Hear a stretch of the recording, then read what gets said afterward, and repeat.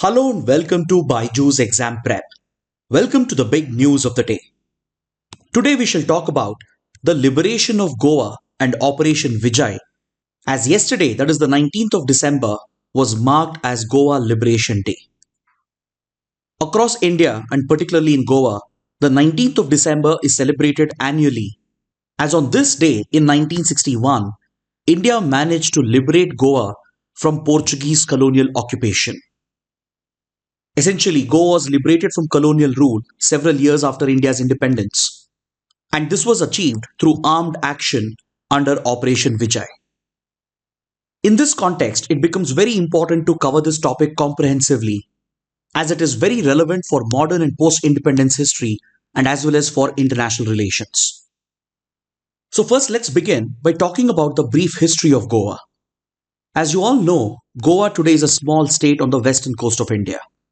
Historically, Goa has always held great significance because of its strategic location along the Arabian Sea coast, which made it a major trading center. Since medieval times, it has attracted seafarers, merchants, and traders, and formed an important maritime link between the west coast of India and east coast of Africa, and as well as with the Persian Gulf. So, because of its prime strategic location, Goa has always attracted the attention of major dynasties such as the Mauryas, the Shatavahanas, and even the Bhojas. As of 1350 AD, Goa was captured by the Bahmani Sultanate, which ruled over large tracts of the Deccan Plateau. But later the Vijayanagara Empire managed to reconquer Goa and held on to it for almost a century, during which Goa flourished as a major trading center. Then in 1469, the Bahmani Sultanate again conquered Goa, and a few decades later, Goa would come under direct Portuguese colonial rule following the advent of Europeans. As you all know, Portuguese traveller Vasco da Gama would establish the sea route to India by navigating across Africa and Cape of Good Hope and eventually reaching the Indian coast at Calicut. So from here, Portuguese influence would start growing along the west coast of India, and eventually the Portuguese would come to capture and occupy Goa. As you can see in this map over here, several ports in India during both medieval and modern times would form a critical connection between the Indian subcontinent and the rest of the world, and Goa would constitute one of the prime trading spots. With the help of the monsoon trade winds, Indian merchants and traders had already established a close trading relationship with the Gulf, with East Africa, and across the Indian Ocean. This would further be exploited by colonial powers led by Britain, France, and the Portuguese. And as a result, coastal centers such as Calicut, Goa, Masulipatanam, and the others would acquire a great deal of significance. So it was in 1510 that the Portuguese would make their first attempt to capture Goa under Admiral Afonso de Albuquerque. This Portuguese attack was initially repelled by the then Bijapur Sultanate led by Ismail Adil Shah, but the Portuguese fought back with reinforcements and eventually captured Goa. With this, we saw the advent of Portuguese rule in Goa and also the entry of Christianity, and under Portuguese rule, several administrative and social changes were carried out in Goa. The taxes were lowered and reformed in order to win favor amongst the locals and also to increase the tax base for the Portuguese Empire. And they would also set up the first Portuguese mint in the East, while not trying to meddle with the local customs and traditions and constitutions.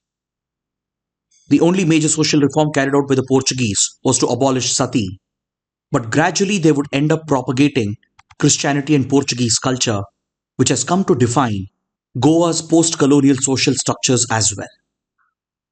Back then, Goa came under the complete sovereignty of the King of Portugal, and the local administration would maintain direct contact with the Portuguese. Under Portuguese rule, even though Goa flourished as a trading center for a few years, it started seeing a gradual decline post-1600s, as the Portuguese were sidelined by other major European powers such as Britain and France. The Portuguese territory in India was limited to Goa, Diu and Daman, and until the mid-20th century, Goa would firmly remain under Portuguese control. Even during the Second World War, Goa would remain neutral, just like Portugal, and even after India's independence, it would essentially remain Portuguese territory. But of course, by this time, the nationalist sentiment that had surged in India against British rule would obviously had its influence in Goa as well.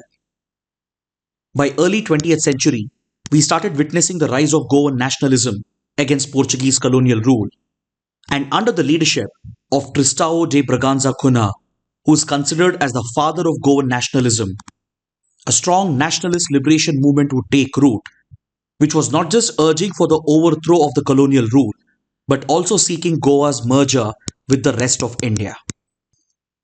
Under Braganza's leadership, the Goa National Congress was founded at the Calcutta session of the Indian National Congress in 1928, with the Indian leadership extending direct support for the liberation of Goa. Influenced by Gandhian ideals and principles, popular protests and satyagrahas would break out in Portuguese-occupied Goa as well. And in 1946, under socialist leader Ram Manohar Lohia, a historic rally was carried out in Goa, which gave a call for complete freedom and liberation, with its end objective being full integration with the Indian Union, thus making it a watershed moment in Goa's freedom struggle. But by 1947, even as India became independent from British colonial rule, and even as several independent princely states started acceding to the Indian Union, Goa still firmly remained under Portuguese control, as Portugal refused to cede sovereignty of Goa to India. The then Indian government, led by Prime Minister Nehru, would insist that Goa should be an integral part of the Indian Union, considering its geographical and cultural proximity. And Nehru called upon the Portuguese to give up their control over not just Goa, but also over Diu and Daman. But this was outright denied by the Portuguese, as Portugal saw Goa and its other Indian territories as prized colonial possessions, and would continue to hold on to these enclaves despite popular resistance against colonial rule. By then, popular demand started coming up in India that India should not hesitate to use force against Portugal to occupy and capture these territories, which should essentially belong to India. But the Indian government was forced to hold back as Portugal joined NATO, which was a Western alliance led by the US, and India feared that any Indian military intervention to capture Goa and other Portuguese territories would be seen as an assault against the NATO itself, which might have invited the collective response of the Western countries against India.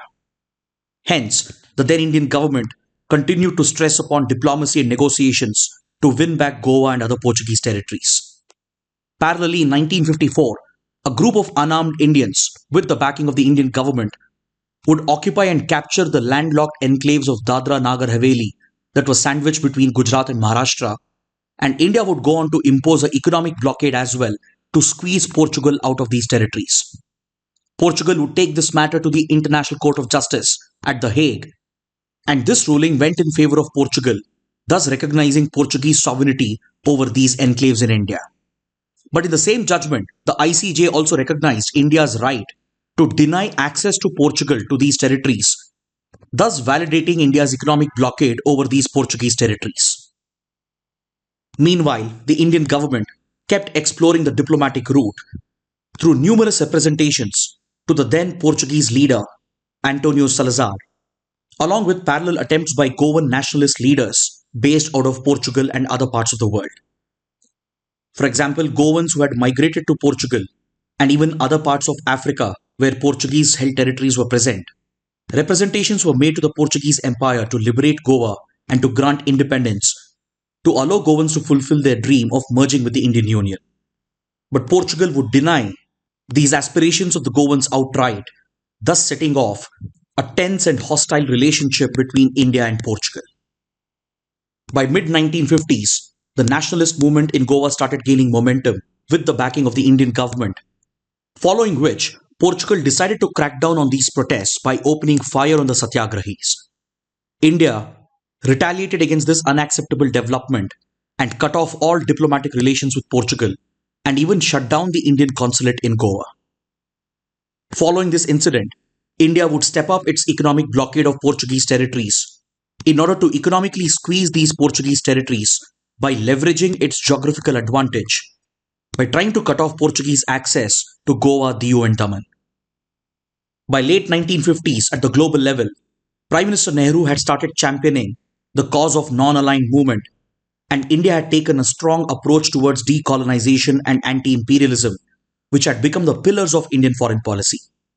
Considering this, it became unsustainable for India to tolerate colonial rule in Goa.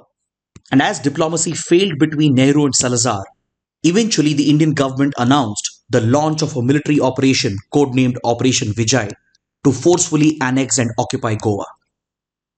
In December 1961, the Indian government declared that Goa should merge with India either with peace or with full use of force. And on the 18th of December, Operation Vijay was launched by the Indian government, which led all the three branches of the Indian Armed Forces to carry out a complete invasion of Goa and other Portuguese-held territories. The Indian Army, Indian Air Force and Indian Navy would not just amass their troops surrounding the Portuguese territories, but would eventually carry out a ground invasion following days of reconnaissance, followed by aerial strikes and naval bombardment. Even though Portugal had strengthened its military presence in Goa, the Portuguese armed forces weren't able to resist the Indian invasion, as they were clearly outnumbered by heavily armed Indian troops. And in a swift military operation lasting just around 36 hours, India managed to defeat Portugal in this brief conflict, with quite a few casualties being reported on both the sides. Eventually, Portugal would surrender and sign the instrument of surrender as well, thus allowing India to formally annex these Portuguese territories, which eventually provided for the complete merger of Goa and other Portuguese territories into the Indian Union. At the global level, India's military action was completely supported by former colonies across Asia, Africa, and even in the Gulf. And even major powers like Soviet Union would completely back India's military action.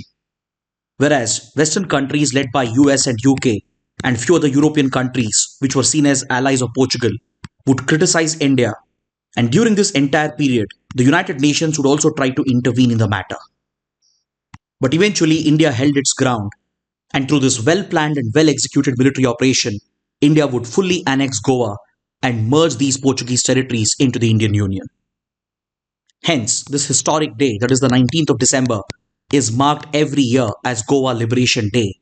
And as civil service aspirants, it is extremely important for you to have a comprehensive understanding of this topic. I hope this session has helped you in this regard. And if you found it beneficial, do support us by liking the video, share your comments below, and don't forget to subscribe to our channel. Thanks for watching.